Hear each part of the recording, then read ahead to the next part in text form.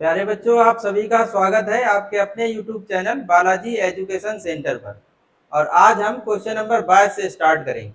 Question number 22 में आपका दिया गया है, यदि y बराबर 12 ब्रैकेट में 1 माइनस कॉस टी और दूसरा दिया है x बराबर 10 ब्रैकेट में t माइनस साइन टी, जहां पर t की वैल्यू जो है वो लाई कर रही है माइनस पाई बाई टू से पाई बाई टू के बीच की, मतलब t का मान माइनस पाई बाई टू से पाई बाई टू के बीच का रहेगा।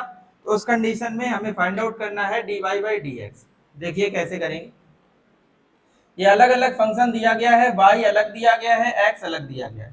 तो सबसे पहले इस y का हम लोग t के रिस्पेक्ट में अवकलन करेंगे और इसके बाद फिर ये x वाला जो दिया है इसका भी हम लोग t के रिस्पेक्ट में अवकलन करेंगे। इसके बाद dy by D x find out करेंगे। देखिए कैसे करते हैं। तो y बराबर 12 ब्रैकेट में 1 माइनस कॉस टी, इसका सबसे पहले हम लोग करेंगे t के सापेक्ष अवकलन। तो y का t के सापेक्ष होगा dy बाई डी टी। 12 ऐसी रहेगा बाहर, ये लिखा 1 का जब हम t के रिस्पेक्ट में अवकलन करेंगे तो ये तो कांस्टेंट वैल्यू है और कांस्टेंट का अवकलन होता है 0। और माइनस कॉस टी का अवकलन होता है माइनस का साइन टी, एक माइनस पहले से दिया एक और आएगा तो ये हो जाएगा प्लस का। तो dy by D T is equal to, अगर इसमें आप 12 का मल्टीप्लाई करें तो आ जाएगा 12 साइन टी। ये वैल्यू आ गई है dy बाई डी टी की। इसी प्रकार से हम लोग ये x से, ये जो x में दिया गया फंक्शन, इसका भी हम लोग t के सापेक्ष अवकलन करेंगे। x का t के रिस्पेक्ट में अवकलन हो जाएगा dx by D T. Then as it is रहेगा, t का t के रिस्पेक्ट में होगा 1 और साइन t का हो जाएगा cos t। तो dx अपॉन dt की जो वैल्यू है वो आ गई है 10 ब्रैकेट में 1 माइनस कॉस टी। अब हमें क्या चाहिए था, हम लोगों को चाहिए है dy बाई डी एक्स।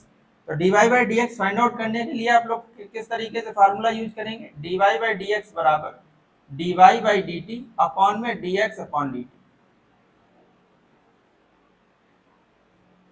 देखिए dy बाई डी टी की वैल्यू कितनी है, वो है 12 साइन टी और dx बाई डी टी की वैल्यू कितनी है 10 ब्रैकेट में 1 माइनस कॉस टी। ठीक है, आप यहाँ कैंसिल आउट कर सकते हैं, 2 से कैंसिल करोगे 5 बार में और 2 से कैंसिल करोगे 6 बार में। तो dy by D X is equal to 6 sine T upon में 5 ब्रैकेट में 1 माइनस कॉस टी। यहाँ पर आप एक फार्मूला यूज कर सकते हैं साइन टी का। साइन एक्स का एक फार्मूला था, या साइन 2x का कहें तो साइन 2x का फार्मूला था 2 साइन एक्स इंटू में कॉस एक्स। यहाँ पर हाफ एंगल है, जैसे हम देखो एक बार फार्मूला बताएं आपको। जैसे एक फार्मूला पढ़ा था आपने साइन 2 थीटा, होता था 2 साइन थीटा इंटू में कॉस थीटा। यहाँ पर अगर एंगल डबल होता था तो यहाँ फार्मूले में एंगल हाफ आता था। 2 थीटा है तो एंगल यहाँ थीटा है। अगर यहाँ पहले से ही इस तरीके से लिखा हो साइन थीटा, तो ये फार्मूला बन जाएगा 2 sine theta by two into में कॉस थीटा बाई टू, इस तरीके से। अब यहाँ पर हमने एंगल थीटा लिया है तो फार्मूला बना है 2 sine theta by two into में कॉस थीटा बाई टू। अब हम यहाँ पर एंगल टी ले रहे हैं तो फार्मूला बनेगा 2 sine T by two into में कॉस टी बाई टू। रखते हैं इस वैल्यू को, dy by D X is equal to 6, आप लिखेंगे 2 sine T by two into में cos T by two divided by, ये 5 है ब्रैकेट में 1 माइनस कॉस टी का ऐसा फार्मूला यूज करेंगे जिससे अपना ये 1 कैंसिल हो जाए। तो वो होता है 1 minus 2 sine square T by two. Clear है इतना? देखिए आगे चलते हैं। dy by D X is equal to, ये कितना हो जाएगा बताइए, ऐसे रहने देते हैं 6 इंटू टू इंटू में sine T by two into में cos T by two divided by ये आ जाएगा 5 और ब्रैकेट में है, जब आप इसका माइनस का अंदर मल्टीप्लाई करेंगे तो साइन चेंज हो जाएंगे, जो माइनस का होगा वो प्लस का और जो प्लस है वो माइनस हो जाएगा। इसको आप अंदर लेके जाएंगे तो बन जाएगा 1 माइनस 1 प्लस का 2 sine square T by to. ठीक है, ये 1 से 1 कैंसिल हो जाएगा, तो dy by D X is equal to 6 into two into में sine T by two into में cos T by two divided by 5। और यहाँ पर देखिए बचा क्या, बचा 2 sine square T by two, इसको आप ऐसे लिख दें sine T by two into में sine T by two. Clear है इतनी बात? इस तरीके से, ठीक है। देखिए यहाँ 2 से 2 कैंसिल हो जाएगा, साइन टी बाई टू से sine T by two cancel हो जाएगा। अब देखो ये लिखा cos T by two divided में sine T by two, angle दोनों का सेम है, कॉस अपॉन साइन जो होता है वो कॉट होता है, और ये है 6/5। तो D Y by D X की जो वैल्यू है वो आ जाएगी 6/5 कॉट टी बाई टू। ये आपके क्वेश्चन का रिक्वायर्ड आंसर हो जाएगा, ये आपके क्वेश्चन का रिक्वायर्ड आंसर हो जाएगा। फिर से देखिए क्या किया है, अपना जो फंक्शन थे वो पैरामेट्रिक फंक्शन थे, हिंदी में इनको कहते हैं प्राचलित फलन। इसमें क्या होता है कि जो फंक्शन होता है ना, जैसे एक y दिया होता है और एक x दिया होता है, ये जो फंक्शन है वो किसी एक नेक्स्ट वेरिएबल पे दिया होता है, यहाँ पर t हो सकता है, यहाँ पर थीटा हो सकता है। तो जिस एंगल जिस वेरिएबल पर दिया जाएगा क्वेश्चन, उसी के रिस्पेक्ट में आपको अवकलन कर देना है। जैसे यहाँ पर हमने y का t के रिस्पेक्ट में किया तो dy बाई dt बन गया, उसी प्रकार से x का हमने t के रिस्पेक्ट में किया तो dx अपॉन dt बन गया। अब मेन टारगेट था कि हम लोगों को फाइंड आउट करना था dy बाई dx। तो अब dy बाई dx फाइंड आउट कैसे करेंगे हम लोग, तो dy बाई dx का हम लोग फार्मूला यहाँ पे बना लेंगे। dy बाई dx अगर है तो जो y वाला हमने अवकलन किया है उसको आप ऊपर लिखेंगे और जो x वाला अवकलन है उसको आप नीचे लिखेंगे। ऐसा करके यहाँ पर सॉल्व किया है। उम्मीद करते हैं आप इस क्वेश्चन को बहुत अच्छे से समझ गए होंगे। चलते हैं बेटा नेक्स्ट क्वेश्चन पे।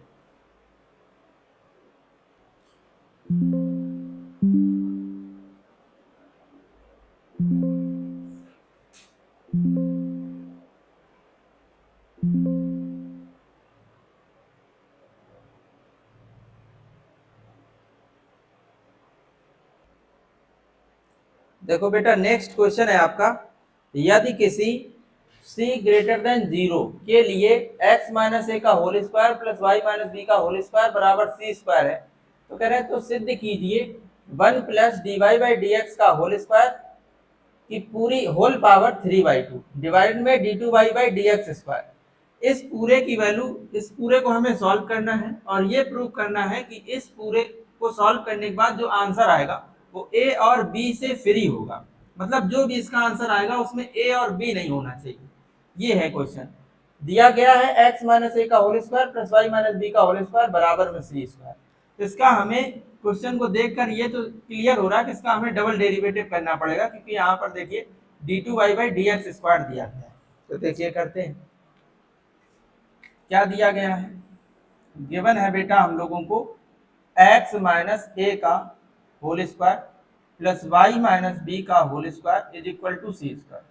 इसको इक्वेशन फर्स्ट डाल दे रहे हैं और यहाँ से हम लोग क्या कर देंगे, इसका x के सापेक्ष अवकलन कर देंगे, x के सापेक्ष अवकलन। ठीक है, तो सबसे पहले अब हमें x स्क्वायर का अवकलन पता है, x माइनस ए का नहीं पता है, तो इस x माइनस ए को हम ऐसा मान लेंगे कि ये x ही है केवल। तो x स्क्वायर का अवकलन क्या होता है 2x, x के प्लेस पर क्या है x माइनस ए, जिसको बेटा हम x मानते हैं उसका क्या करते हैं पुनः अवकलन। तो पुनः अवकलन आप इसका करेंगे x माइनस ए का। सेम यहाँ पे भी होगा, y माइनस बी को आप पहले x मान ले तो x स्क्वायर का अवकलन बेटा जो होगा वो 2x होगा। अब x हमने माना किसको है तो y माइनस बी को, और जिसको हमने x माना है उसका हम लोग कर देंगे पुनः अवकलन, तो y माइनस बी। क्लियर है, is equal to C square का जो अवकलन होगा बेटा आपको पता है ये कांस्टेंट वैल्यू है और कांस्टेंट का अवकलन x के सापेक्ष 0 होगा। तो देखिए क्या आ जाएगा 2x माइनस ए। जब आप x माइनस ए का x के रिस्पेक्ट में अवकलन करेंगे, इसका 1 होगा इसका 0 होगा, तो 1 का गुणा करने का कोई मतलब नहीं बनता, प्लस 2 y माइनस बी। अब ये y का जब आप x के रिस्पेक्ट में अवकलन करेंगे तो बनेगा dy by D X is equal to 0। ठीक है, ये प्लस की वैल्यू है, इसको आप दूसरी साइड लेके जाएंगे तो क्या बन जाएगा 2y minus B dy by D X is equal to minus का 2x माइनस ए। 2 से 2 आप कैंसिल कर सकते हैं। अगर यहाँ से आप dy बाई डी एक्स की वैल्यू निकालें तो आएगी माइनस x माइनस ए, ये इनटू में है डिवाइड में चला जाएगा y माइनस बी, ये वैल्यू आ गई आपकी dy by D x. Clear है बेटा इतनी बात। अब देखिए dy बाई डी एक्स तो हमें पता चल गया, अब हमें जरूरत है किसकी d2 by D x square की। तो इसके लिए क्या करेंगे, ये जो dy बाई डी एक्स है इसका आप पुनः अवकलन कर देंगे। इसका लिख देना x के सापेक्ष पुनः अवकलन करेंगे तो ठीक है। देखिए क्या होगा, तो dy बाई डी एक्स का हो जाएगा d2 Y by D x square is equal to, minus को आप बाहर ही कर लें, इसमें अंश अपॉन हर का कॉन्सेप्ट लगाएंगे आप, अवकलन करने में क्या होता है, हर का वर्ग, तो हर y माइनस बी, इसका आप स्क्वायर करेंगे। फिर लिखते थे हर अंश का अवकलन, अंश क्या है x माइनस माइनस अंश, फिर हर का अवकलन, हर क्या है y माइनस बी। क्लियर है इतनी बात? यहाँ पर देखते हैं, देखिए ये आ जाएगा d2y by D x square is equal to, minus तो बाहर ही है, ये है डिवाइड में y माइनस बी का, y माइनस बी का होल स्क्वायर। यहाँ पर देखेंगे आप तो y माइनस बी जैसा है एज इट इज वैसे ही रखेंगे, इसका आप x के रिस्पेक्ट में अवकलन करेंगे, तो इस x का x के रिस्पेक्ट में अवकलन 1 हो जाएगा, a कांस्टेंट है इसलिए इसका 0 हो जाएगा, तो 1 का मल्टीप्लाई करने का कोई मतलब नहीं होता। यहाँ पर आ जाएगा माइनस x माइनस ए जैसा है एज इट इज रहेगा, और ये y माइनस बी का करेंगे तो y का x के रिस्पेक्ट में अवकलन होगा dy बाई dx, तो यहाँ पर आ जाएगा dy बाई dx। क्लियर है इतनी बात? इसके बाद देखिए d2y by D x square is equal to, minus बाहर ही रहने देते हैं, ये आ जाएगा y माइनस बी और माइनस x माइनस ए, ये बना है dy बाई dx, और अभी हम लोग वैल्यू निकाल चुके हैं dy बाई dx की, ये वैल्यू यहाँ पर पुट कर देंगे तो वो है माइनस में, है ना? तो माइनस में जब आप वैल्यू रखोगे बेटा, माइनस एक पहले से लगा तो ये प्लस हो जाएगा, और इसकी वैल्यू क्या है x माइनस ए अपॉन में y minus b divided by y minus B का होल स्क्वायर।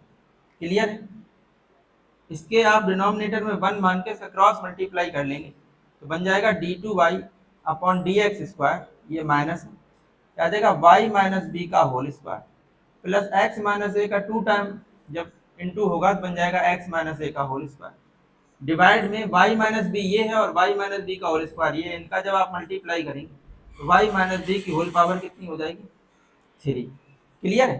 अब थोड़ा अगर आप यहाँ पे देखें तो ये लिखा है x माइनस ए का होल स्क्वायर और प्लस y माइनस बी का होल स्क्वायर, ये वैल्यू आपको क्वेश्चन में दी गई थी कि ये जो वैल्यू है वो किसके इक्वल है, c स्क्वायर की, तो यहाँ पे आप वैल्यू रख लेंगे d2y by D x square minus ये है, इसके प्लेस पर आप लिख लेंगे c स्क्वायर डिवाइडेड में y माइनस बी का होल क्यूब, ये वैल्यू बेटा आ गई आपकी d2y by D x square की, ये वैल्यू आ गई आपकी d2y by D x square की।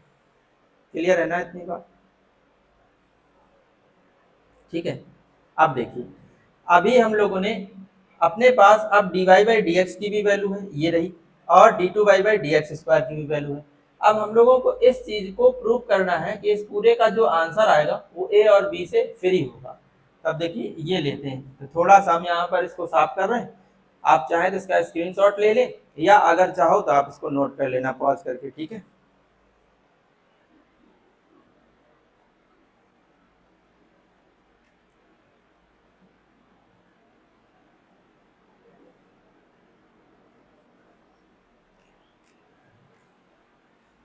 देखिए इसकी जरूरत पड़ेगी जिसको अभी हम नहीं मेट रहे हैं, और इसकी जरूरत पड़ेगी। चलिए देखते हैं,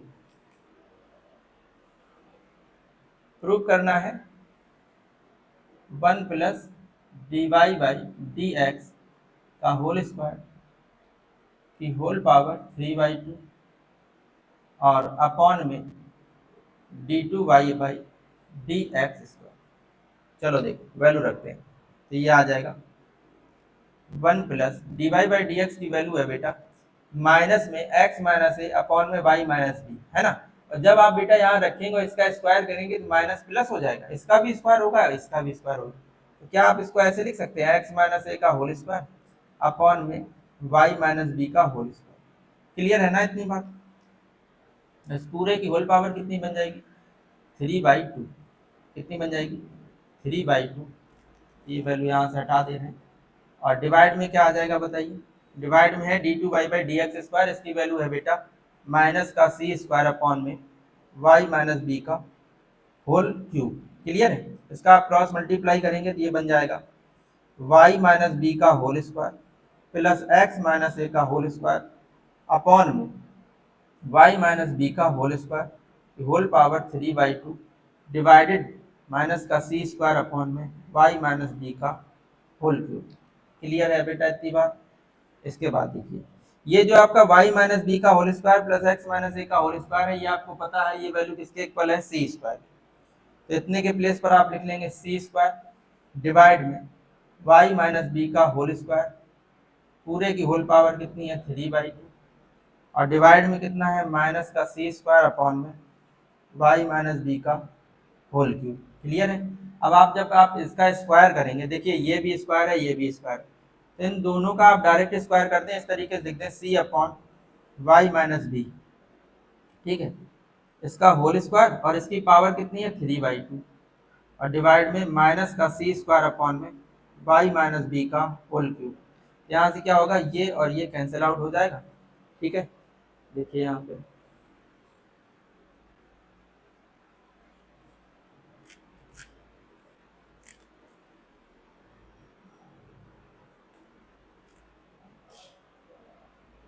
ये कैंसिल हो जाने के बाद देखिए आपके पास क्या बचेगा, ये c का क्यूब तो c क्यूब, ये बन जाएगा c क्यूब अपॉन में ये y माइनस बी का क्यूब, ये बन जाएगा y माइनस बी का होल क्यूब, डिवाइडेड बाई ये है माइनस का c स्क्वायर अपॉन में y माइनस बी का होल क्यूब। इससे देखिए बेटा ये और ये आपके कैंसिल आउट हो जाएंगे, तो ये आ जाएगा c square sorry c cube, है ना, अपॉन में माइनस का c स्क्वायर। जब आप इसको बेटा कैंसिल करेंगे तो माइनस का c आएगा, ठीक है ना। जब आप इसको कैंसिल करेंगे तो क्या आएगा, माइनस का c।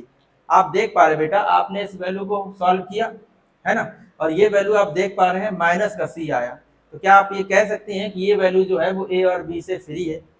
तो बिल्कुल सही बात है, इसमें कहाँ a और b है, ये तो माइनस का c आया, तो इसका मतलब अपना क्वेश्चन प्रूफ हो चुका है।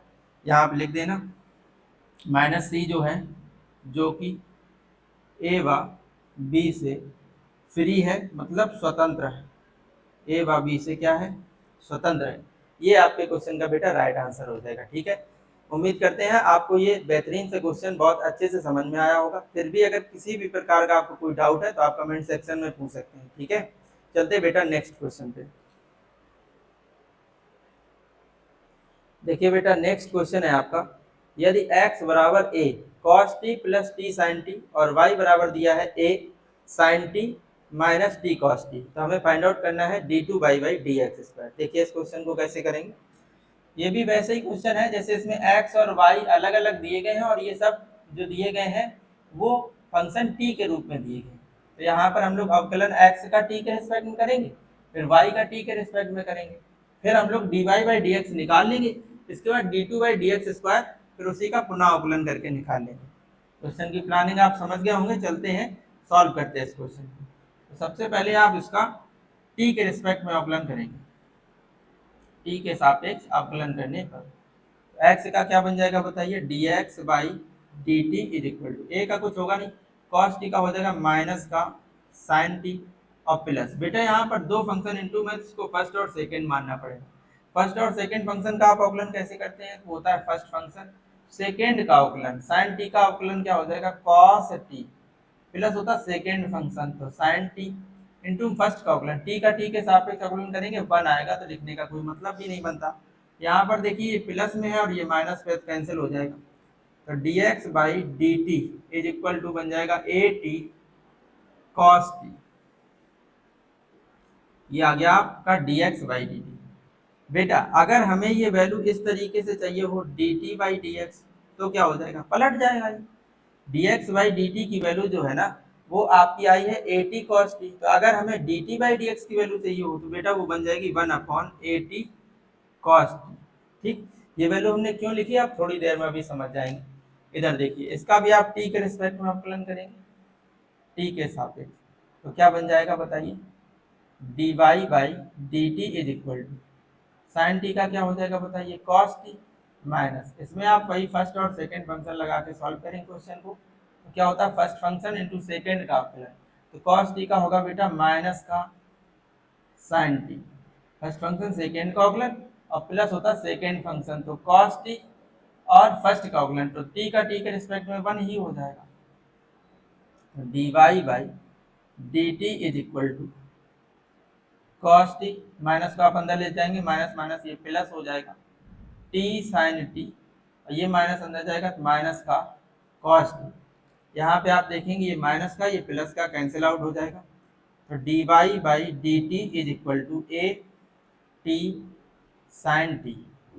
अब देखिए अपने क्वेश्चन में ये है D Y by D t और ये है डी, इसको तो अभी छोड़ दे रहे हैं, ये है d x by D T.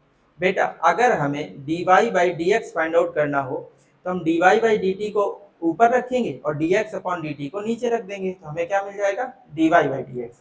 तो सबसे पहले हम लोग सॉल्व करते हैं यहाँ पर D Y by D X कैसे आएगा। तो D Y by D X is equal to, इसके लिए फार्मूला क्या बनता है, D Y by D X के लिए फार्मूला बनता है D Y by D T upon में D x by D T. देखिए D Y by D T की वैल्यू कितनी है, ए टी साइन टी और डिवाइड में A T cos T. A T से ए टी कैंसिल हो जाएगा, तो D Y by D x equal to sine upon cos जो होता है ना वो 10 होता, तो ये आ जाएगा d Y by D x जो है ना वो 10 टी के इक्वल आ जाएगा। अब हमें d Y by D x नहीं फाइंड आउट करना, हमें फाइंड आउट करना है d two y by D x square. तो उसके लिए हमें इसका क्या करना पड़ेगा, अवकलन करना पड़ेगा। ध्यान से देखेंगे आप, इसका क्या कर देंगे फिर से x के सापेक्ष अवकलन, तो D two by D x square बराबर, अब देखिए ये t है x थोड़ी ना, तो इसको आप t को कुछ देर के लिए एज्यूम कर लेंगे कि ये t लेंगे x है, तो tan t का अवकलन क्या हो जाएगा। अब जैसे इसको आपने x माना, जिसको हम आप x मानते हैं चेन रूल में, उसका आप पुनः अवकलन करते हैं, ये बात आपको बहुत अच्छे से पता है। तो इसको आप कुछ देर के लिए t को x मान ले, तो tan x का अवकलन क्या होता है, sec स्क्वायर x। तो sec स्क्वायर x क्या है, t, और जिसको हमने x माना है उसका पुनः अवकलन करेंगे, तो t का x के रिस्पेक्ट में अवकलन होगा dt by dx, dt by dx। देखिए यहाँ ये बन जाएगा d स्क्वायर वाई अपॉन में dx square is equal to sec square t, sec square t। अब इनटू में ये क्या लिखा, dt बाई dx। इसीलिए बेटा हमने आपसे कहा था कि ये जो dt बाई dx है इसकी वैल्यू हमने यहाँ पर इसीलिए निकाली थी, dt बाई dx की वैल्यू है 1 अपॉन ए टी कॉस टी।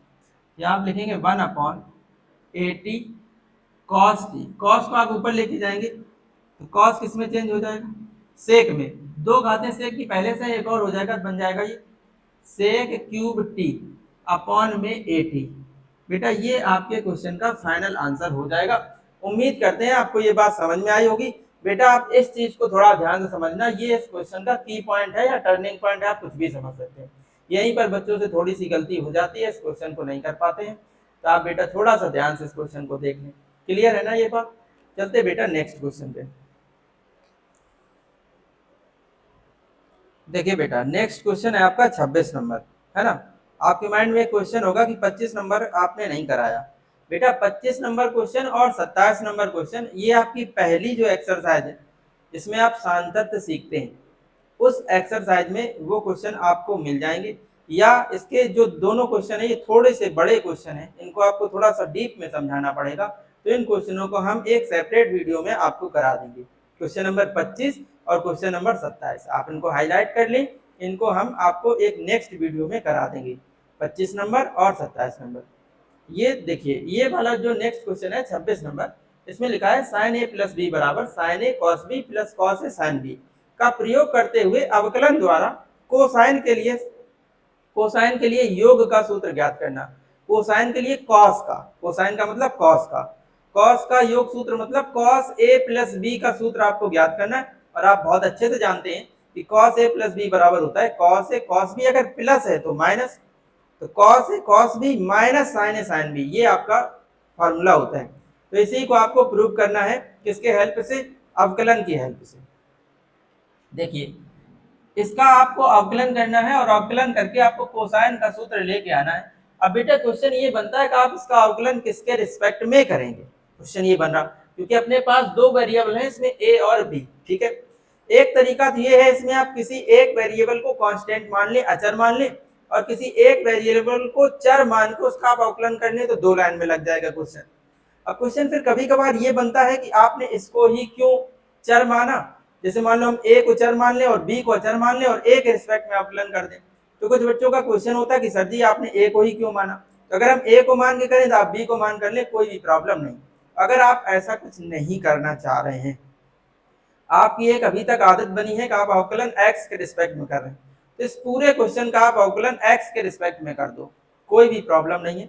बस ये है क्वेश्चन थोड़ा सा बड़ा हो जाएगा। देखिए समझते, अगर हम इस पूरे क्वेश्चन का अवकलन x के सापेक्ष करें, किसके सापेक्ष बेटा, x के सापेक्ष, तो देखिए इतने पूरे को हमें x मानना पड़ेगा a प्लस बी को, तो साइन a प्लस बी को अगर x माना तो साइन x का अवकलन होता है cos x, x हमने किसको माना a प्लस बी को, होता क्या है जिसको हम x मानते हैं उसका पुनः अवकलन करते।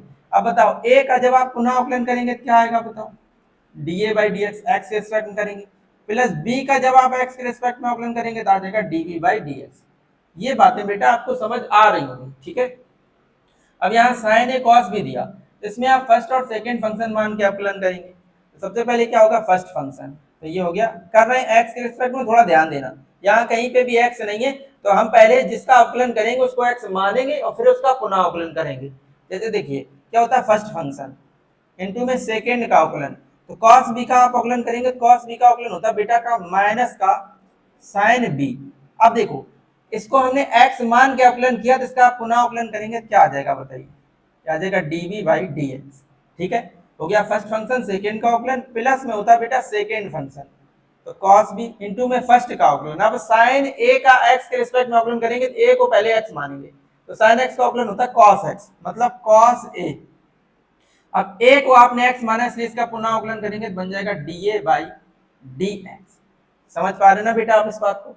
इसके बाद देखिए प्लस लगाते हैं, अब इनका करेंगे, इसमें भी फर्स्ट और सेकंड मान करेंगे। देखिए फर्स्ट फंक्शन सेकंड का अवकलन sin b का क्या हो जाएगा cos b, b है तो क्या आ जाएगा dv by dx। First function second का अवकलन प्लस होता सेकंड फंक्शन, तो सेकंड फंक्शन में sin b और फर्स्ट का अवकलन cos b का cos a का अवकलन हो जाएगा माइनस का sin a, तो यहाँ पे क्या आ जाएगा माइनस का sin a। अब a है तो a का x के रिस्पेक्ट में पुनः करेंगे तो आ जाएगा dA बाई dx। उम्मीद करते हैं बेटा आप इस बात को बहुत अच्छे से समझ गए होंगे।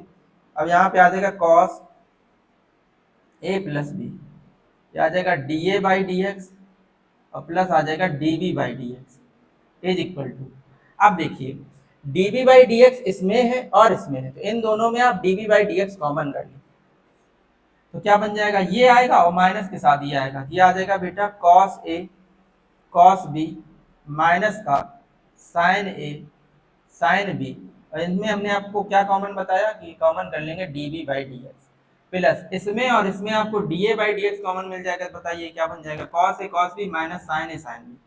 यहाँ पे क्या आ जाएगा बताइए cos a cos b minus sin a sin b, और यहाँ पे आ जाएगा dA बाई dx, ठीक बेटा। अब अगर आप देखें cos a cos b minus sin a sin b, cos a cos b minus sin a sin b, इसमें ये आपको यहाँ पे थोड़ा सा नहीं दिख रहा होगा, अब देखते हैं, ठीक है, क्लियर है ना ये बात। देखिए क्या लिखा है cos a cos b minus sin a sin b, cos a cos b minus sin a sin b। अगर इन दोनों में देखें आपको तो यही कॉमन है cos a cos b minus sin a sin b, तो इसको आप कॉमन कर लेंगे, देखिए क्या बन जाएगा cos a plus b dA by dx plus dv by dx। इन दोनों में आप क्या कॉमन कर लेंगे cos a cos b minus sin a sin b, इसको कॉमन कर लेंगे तो बताइए क्या आ जाएगा, क्या बन जाएगा आपके पास, इधर dv बाई dx और इधर dA बाई dx, तो इसको लिख देते dA बाई dx और plus dv by dx। Clear है ना बेटा ये बात। अब अगर आप देखें ये dA by dx plus dv by dx और इधर पे भी dA by dx plus dv by dx लिखा था, तो ये दोनों चीजें सेम होने की वजह से लेफ्ट राइट लिखी होने की वजह से ये दोनों कैंसिल होगी, तो क्या आ जाएगा बताइए, आ जाएगा cos a प्लस b बराबर cos a cos b minus sin a sin b, और यही आपके बेटा cos के योग का फार्मूला है। तो हम लोगों ने अवकलन की मदद से इस क्वेश्चन को प्रूव कर दिया है, ठीक है बेटा। उम्मीद करते हैं आपको ये बात बहुत अच्छे से समझ में आई होगी। किसी भी प्रकार का फिर भी कोई डाउट है तो आप हमसे कमेंट सेक्शन में बहुत आसानी से पूछ सकते हैं। चलते बेटा नेक्स्ट क्वेश्चन पे। देखिए नेक्स्ट क्वेश्चन है बेटा आपका, यदि y बराबर, ये जो क्वेश्चन है ना आपको इसका अवकलन करना है, लेकिन इसका अवकलन हो रहा है बेटा सारणिक के रूप में दिया गया ये क्वेश्चन। और याद रखना जब कभी भी सारणिक के रूप में अगर कोई क्वेश्चन दिया हो और उसका आपको अवकलन करना हो बेटा, तो अवकलन रो वाइज या कॉलम वाइज होता है, एक बार में एक रो या एक कॉलम का अवकलन होगा। ये आपको समझना पड़ेगा कि आप अवकलन रो वाइज कर रहे हैं या कॉलम वाइज कर रहे हैं, वो चीजें आपको समझनी पड़ेगी, ठीक है। एक बार अवकलन करके आपको जैसे एफ एक्स लिखा तो एफ एक्स का अवकलन बेटा आप जानते हैं एक्स के रिस्पेक्ट करेंगे तो एफ डेक्स एक्स आएगा, जी एक्स का अवकलन जी डेक्स एक्स आएगा, एच एक्स का अवकलन एच डेक्स एक्स आएगा। तो ऐसे आपको सिद्ध करना है f dex x, g dex x, h dex x, l m n a b c. देखिए कैसे करेंगे। तो हम इसका अवकलन रो वाइज या कॉलम वाइज कुछ भी कर सकते हैं, वो डिपेंड करेगा आपके ऊपर कि आप कैसे करना चाह रहे हैं। जैसे हम इस क्वेश्चन का अवकलन x के सापेक्ष करेंगे, x के सापेक्ष अवकलन करेंगे तो y का क्या हो जाएगा बताइए, dy बाई dx। सारणिक में क्या होता है, अवकलन रो वाइज या कॉलम वाइज होता है और एक बार में एक रो या एक कॉलम का अवकलन होता है, ये बात आपको ध्यान रखनी पड़ेगी। ठीक है, तो जैसे अगर हम रो वाइज चले, रो वाइज, तो देखिए जैसे इसका अवकलन होगा, ये जैसे हैं वैसे लिखे जाएंगे, प्लस सेकेंड रो का अवकलन होगा और बाकी चीजें जैसी हैं वैसी लिख दी जाएंगी। फिर थर्ड रो का अवकलन होगा, बाकी चीजें जो है वैसी लिख दी जाएंगी। देखिए करके समझाते हैं तो आपको ज्यादा बेस्ट समझ में आएगा। जैसे आप इसका अवकलन कर रहे हैं तो सबसे पहले आप फर्स्ट रो का अवकलन कर दें। फर्स्ट रो का अवकलन करेंगे, एफ एक्स का अवकलन हो जाएगा एफ डेक्स एक्स। सेकेंड का इसका करेंगे तो जी डेक्स एक्स, इसका क्या आ जाएगा एच डेक्स एक्स। अवकलन होने के बाद अब जैसे फर्स्ट रो का हो गया तो सेकेंड और थर्ड रो जैसे हैं आप इसको बिल्कुल वैसे ही लिख देंगे, ए बी सी। क्लियर है, ये आपका फर्स्ट रो का अवकलन हो गया। प्लस इसके बाद आप करेंगे बेटा, फर्स्ट रो का हो गया तब आप फर्स्ट रो जैसी है एज इट इज वैसे लिख देंगे, F dex x, sorry F x, जी एक्स, एच एक्स। इसके बाद आप सेकेंड रो का अवकलन करेंगे। सेकेंड रो में ये एल लिखा, एम लिखा, एन लिखा, ये एक्स तो है नहीं तो इनका अवकलन क्या हो जाएगा, जीरो, इसका भी जीरो, इसका भी जीरो, और ये ए बी सी जैसा है एज इट इज वैसे लिख देंगे। ठीक है बेटा, इसके बाद प्लस लगाएं। देखो हम फर्स्ट रो का अवकलन कर चुके हैं, सेकेंड रो का अवकलन कर चुके हैं, अब हम फर्स्ट और सेकेंड रो जैसी है वैसी लिखेंगे, थर्ड रो का अवकलन करेंगे। ये आ जाएगा एफ एक्स, जी एक्स, एच एक्स, ये था एल एम एन। अब आप थर्ड रो का अवकलन करेंगे तो ए बी सी ये सब कांस्टेंट वैल्यू, इनका भी अवकलन क्या होगा, जीरो। और बेटा मेरे, हम लोगों ने सारणिक में एक प्रॉपर्टी पढ़ी थी, यदि किसी सारणिक की किसी एक रो या किसी एक कॉलम के सभी अवयव, ऑल एलिमेंट्स जीरो हो तो सारणिक का जो मान होता है वो जीरो होता। आप बेटा इसमें देख पा रहे होंगे कि इस सारणिक में ये जो सेकेंड रो है इसके सभी एलिमेंट्स जीरो हैं, इसलिए जब आप इसका विस्तार करेंगे तो इसका आंसर जीरो आएगा। ये सारणिक की प्रॉपर्टी होती है, आपको हमने पढ़ाई भी है। इसी प्रकार इसमें अगर आप देखें बेटा, ये सभी जीरो हैं तो इसका जो अवकलन होगा वो बेटा जीरो, सॉरी अवकलन कह रहे हैं, इस सारणिक का जो मान होगा बेटा वो जीरो होगा, क्योंकि सभी एलिमेंट्स इसके क्या हैं, जीरो। तो इसका भी मान जीरो, इसका भी मान जीरो, तो बचा क्या, ये तो अपना यही आंसर हो जाएगा। तो इसको आप लिख दें, dy बाई dx is equal to f dex x, g dex x, h dex x, l m n a b c. ठीक है बेटा, बाकी वो जीरो हो जाएगा। तो इसी बात को हमें सिद्ध करना था, तो ये अपने क्वेश्चन सिद्ध हो गया। उम्मीद करते हैं आपको ये क्लास बहुत अच्छी लगी होगी। और सारणिक के अवकलन हमने आपको बताया कैसे करेंगे। आप अवकलन रो वाइज और कॉलम वाइज करेंगे, ये डिपेंड करेगा कि आप रो वाइज कर रहे हैं या कॉलम वाइज कर रहे हैं। बस आप याद रखेंगे एक बार में एक ही रो या एक ही कॉलम का अवकलन होगा। ठीक है, एक रो का अवकलन हो गया, दो रो जो जैसी लिखी है वैसी लिख देंगे, फिर प्लस लगा के, जैसे पहली का आपने कर लिया, पहली जैसी है वैसी लिख देंगे, दूसरे का करेंगे, तीसरी जैसी है वैसी लिख देंगे। इसके बाद प्लस लगा के आप पहली दूसरी का आप कर चुके हैं, पहली दूसरी जैसी है वैसी लिख देंगे, तीसरे का अवकलन कर देंगे जो हमने यहाँ पर किया हुआ है। ठीक है, तो इस प्रकार से अपना क्वेश्चन सिद्ध हो गया। उम्मीद करते हैं बेटा आपको ये क्लास बहुत अच्छी लगी होगी। ऐसे ही मजेदार वीडियो देखने के लिए आप बालाजी एजुकेशन सेंटर चैनल को सब्सक्राइब कर सकते हैं। ठीक है, मिलते हैं नेक्स्ट वीडियो में। और इस वीडियो में हमने आपके दो क्वेश्चन छोड़े हुए हैं, एक शायद 26 नंबर और एक शायद 28 नंबर, या जो भी हो, दो क्वेश्चन छूटे हुए हैं, आप देख लेना उनको, जो भी उनको वो सांतत्य तथा अवकलनीयता वाले क्वेश्चन है, उनको हमने 5A एक्सरसाइज में आपको कराया हुआ है। और थोड़ा सा वो डीप में क्वेश्चन है, आपको अच्छे से समझाना पड़ेगा। हम नहीं चाहते हैं एक वीडियो में आपको जल्दबाजी में कोई चीजें बता दी जाए, तो उन दोनों क्वेश्चनों को हम आपको सेपरेट वीडियो में उन दोनों क्वेश्चनों को करवा देंगे। बहुत अच्छे क्वेश्चन है, NCERT के क्वेश्चन है, तो आप उनको बहुत ध्यान से देख लेना। चैनल को आप सब्सक्राइब कर लें, इसी पे आपको वो दोनों क्वेश्चनों के वीडियो आपको मिल जाएंगे। ठीक है, तो आज के लिए इतना ही रखते हैं।